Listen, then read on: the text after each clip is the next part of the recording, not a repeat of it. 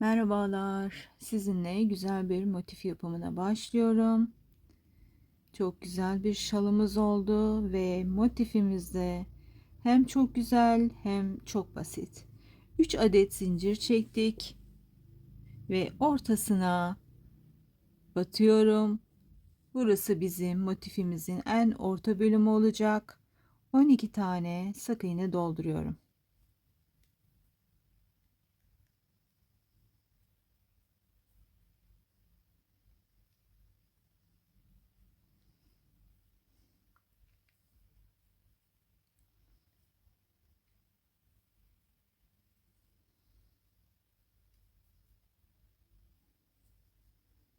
Birazcık sıkıştırarak yapalım. 8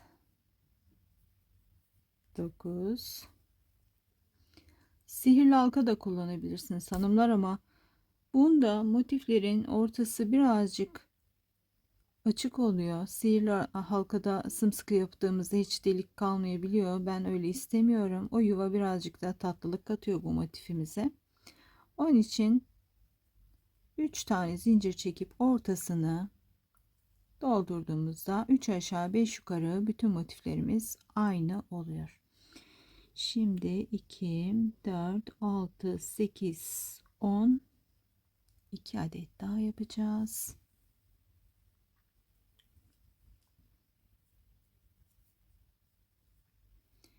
İpim mumlu lase diye geçiyormuş arkadaşlar. Güzel tatlı bir ip, parlak bir ip. Yani günlük kullanım içinde, gece içinde uygun bir ip. İlk başladığımız sık iğnemizin tepesine bir adet batış yapıyoruz ve ilmek kaydırma ile hemen üst sıraya başlıyoruz. 3 adet zincir çıktım. 2 tane de yan için aralardaki 2 zincirimden birincisini yapıyorum ve her yuvamızın üstüne trabzan yapıyorum. Bu bizim zincirimizi çıktığımız yuvamız. İkincisine batıyorum. Üçlü trabzanlara başlıyoruz.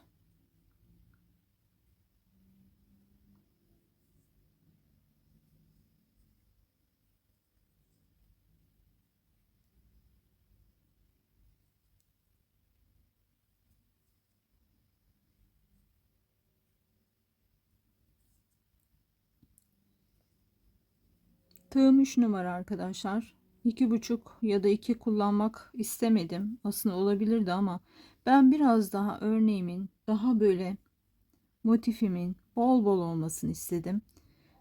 Daha ne denir? Sık şeyler biraz beni rahatsız ediyor. Özellikle şal olacağı için daha dökümlü olmasını istedim. Daha böyle yumuşacık olsun istedim.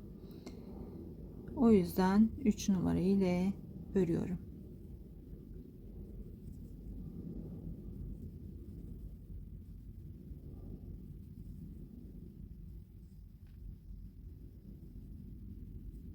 Hemen baştan itibaren size bu bölümü anlatacağım.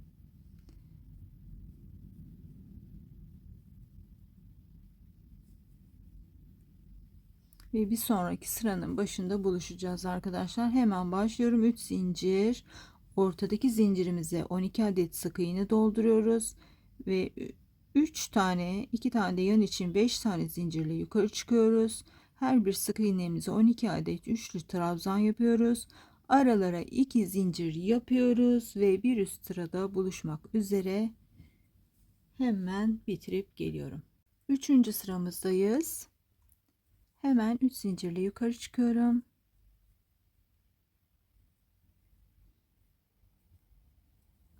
Ve ilk çıktığım yere de batıyorum.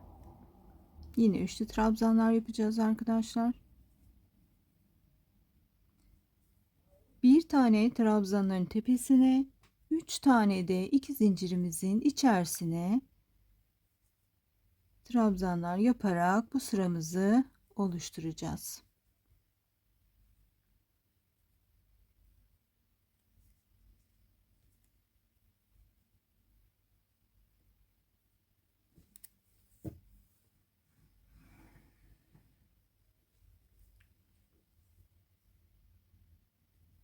Bir sonraki sıramızda buluşalım.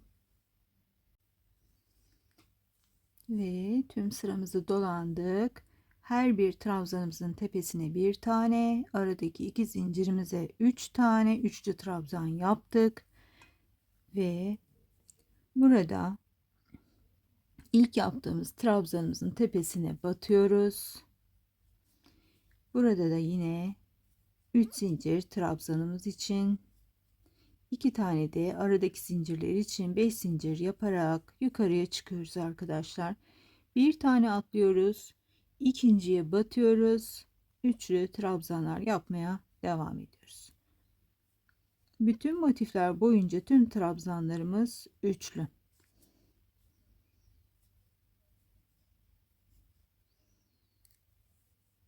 Araya bir tane yapıyoruz, atlıyoruz. Trabzanımızı hemen yapıyoruz. Tüm sıramız böyle dolanacak arkadaşlar. Toplamda 24 adet üçlü trabzanımız olacak ve son aşamaya geçmeden önce buluşacağız. Ve 24. trabzanımı yaptım. 2 zincir çektim. Hemen aradaki boşluğa batıyorum ve trabzanımı bitiriyorum. Şimdi arkadaşlar şurada minik bir tüyomuz var. Burada hemen şu yuvanın içerisine bir adet sık iğne yapıyorum. Ve başlıyorum 5 zincirler çekerek çiçeğimizin yapraklarını oluşturmaya. Bu çiçeğimiz 24 trabzan üzerine 8 adet yapraktan oluşan bir çiçek. Şimdi çiçeğimizi yapmaya başlıyoruz. 5 zincirimizi çektik. Bir sonraki yuvamıza batıyoruz sık iğne ile. Tekrar 5 zincirimizi çektik. Diğerine batıyoruz. Ve tekrar 5 zincirimizi çekiyoruz ve bir sonraki yuvamıza batıyoruz.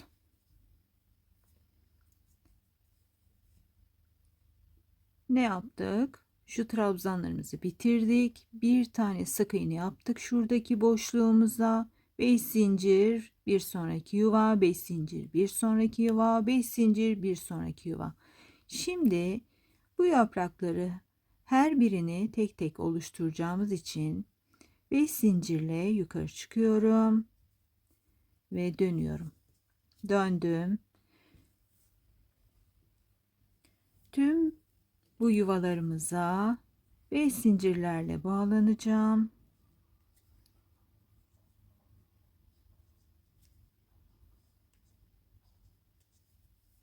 Bir sonraki yuvama sık iğne ile bağlanıyorum.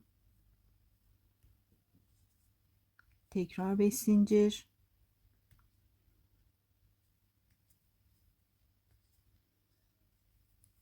Tekrar bir sonraki yuva.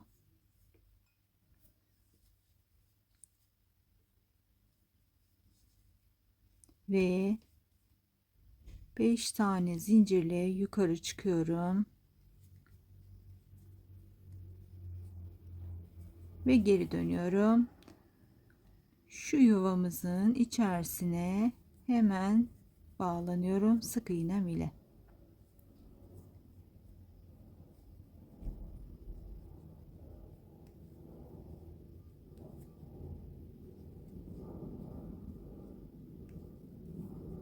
Bir sonraki yuvamdayım. 3 tane 5 zincirle yaptığımız yuvamızın içerisinde her seferinde arkaya dönerek böyle yükseliyoruz arkadaşlar. Bu bizim çiçeğimizin yaprağı olacak. Kaçıncı sıradayız şimdi arkadaşlar? Bir sıra, ikinci sıra, üçüncü sıra, dördüncü sırayı yapıyoruz. Tekrar 5 zincirle yukarı çıkıyoruz.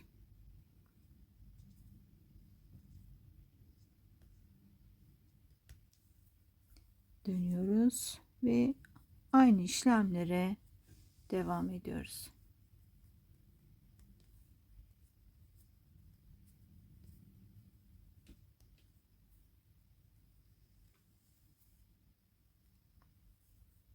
Yine sıra başındayım. 5 zincir çekiyorum ve sonuncu kez aynı işlemleri bu yaprağımda tekrar ediyorum.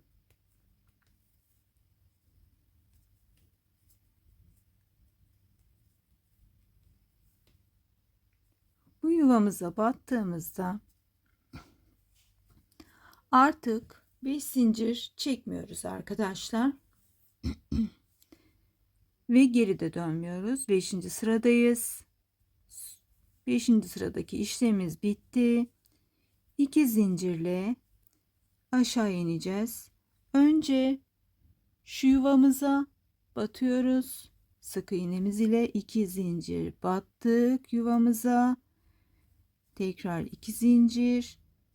Bir alttaki yuvamıza batıyoruz şuraya.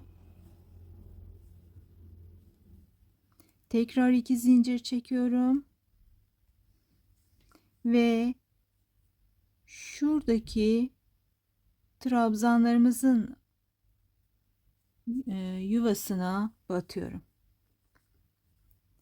Ve burada ne yapıyorum? Tekrar 5 zincir çekiyorum. Ve işlemi yan yaprağa aynen 5 sıra yapıyorum. Gidiyorum, dönüyorum, gidiyorum, dönüyorum. 5. kez dönüyorum. 2 zincir aşağıya, 2 zincir aşağıya, 2 zincir en alttaki trabzanların yuvasına şeklinde bu 24 trabzanımın tepesine toplamda 8 adet yaprak yapıyoruz ve buluşuyoruz. Ve motifimi bitirmiş bulunuyorum. Hemen şu arkadan ipimi kestikten sonra dibinde bir güzel yürüterek şuralarda bir yerde düğümleyip yok ediyorum arkadaşlar. Önü de arkası da tertemiz oluyor. Bir sonraki videomuzda motiflerimizi nasıl ekleyeceğimizden ve küçük motifimizden bahsedeceğim ve şalımızın nasıl bir model olacağından bahsedeceğim. Çok teşekkür ediyorum. Hoşça kalın.